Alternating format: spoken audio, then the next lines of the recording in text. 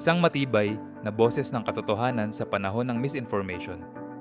Siya si Carmina Constantino, anchor ng Dateline Philippines sa ABS-CBN News Channel at kilala sa kanyang incisive interviews na nagbigay ng mas malalim na pag-unawa sa mga isyu ng lipunan. We had a former president, yinurakan, dinurog ang imahe ng malayang pagpapahayag dito sa ating bansa. Kaboto. Senator, just as a final question, as we speak, there are people outside the Senate building asking for you to voluntarily surrender. Kung halimbawa, ikaw ang magiging susi para hindi magkagulo ang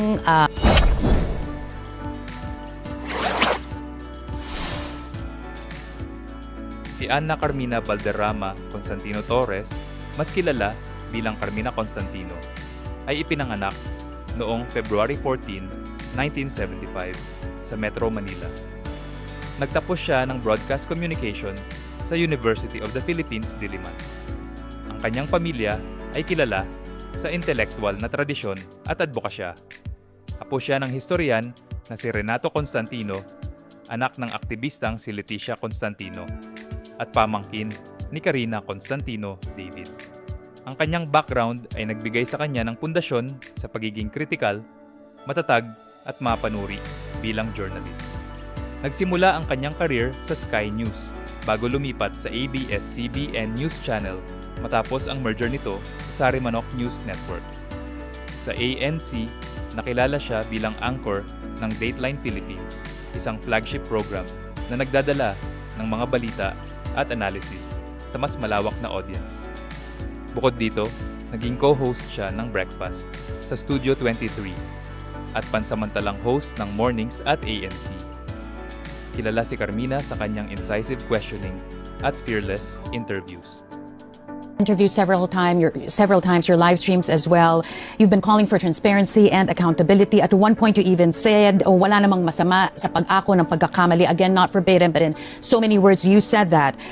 Ayusin lang ang investigasyon, you said that as well. But how did you go from there to calling for the president to step down? Isa sa kanyang pinakatanyag na papel ay noong Pilipinas Forum 2022, kung saan nakapanayam niya ang mga kandidato sa presidential elections. Sa kanyang mga tanong, ipinakita niya ang kahalagahan ng accountability at truth-telling sa panahon ng misinformation.